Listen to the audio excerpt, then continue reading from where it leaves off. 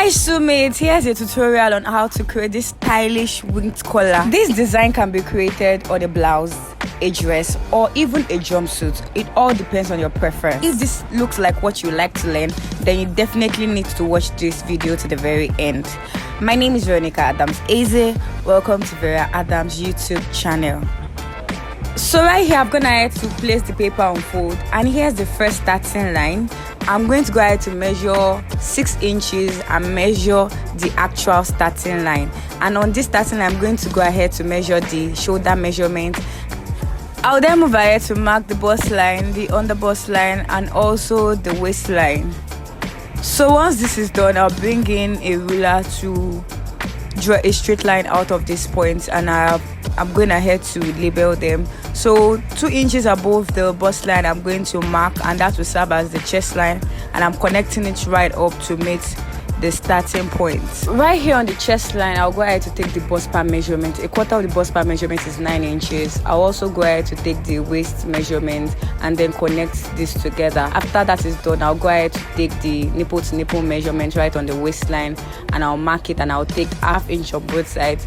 And I'll also come to the bust line and also take 3.5 inches, and I'll come down by 1 inch, and I'll go ahead to connect these points together to form the dart. Now that this is done, I'll go ahead to take back the dart. I'll add 1 inch to the initial waist measurement, and I'll connect it together just the way you're seeing me doing right here. Now we can move on to the reason for this tutorial, that is creating the winged collar effect.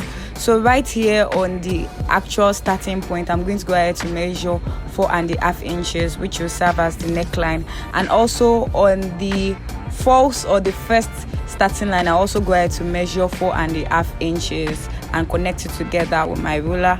And right there, I'm going to go ahead to mark 1 inch for the usual shoulder slope. And right here, I'm trying to create the armhole curve by dividing what I have on the armhole line into 2 and then forming the armhole curve. If this is not your first time of watching my video, I'm sure you already know how to do this.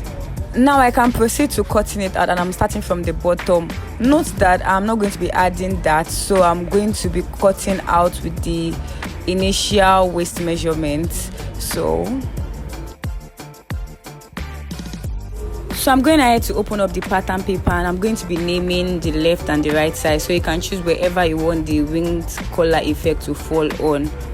I want mine to fall on the right side, so I'm going to go ahead to bring in the ruler and draw this line across just as you see me do right here. You can do it the other way around if you want it to fall on the left side.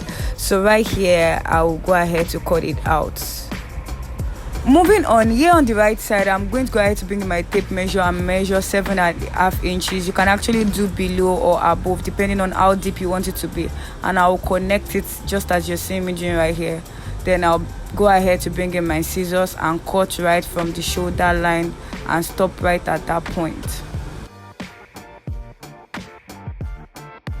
If this is your first time here on this channel, do well to subscribe. If you found this video useful, give this video a thumbs up by clicking on the like button. If you have any question, do not hesitate to drop it in the comment section. And now I've come to the end of this tutorial. I will see you in my next one. Bye.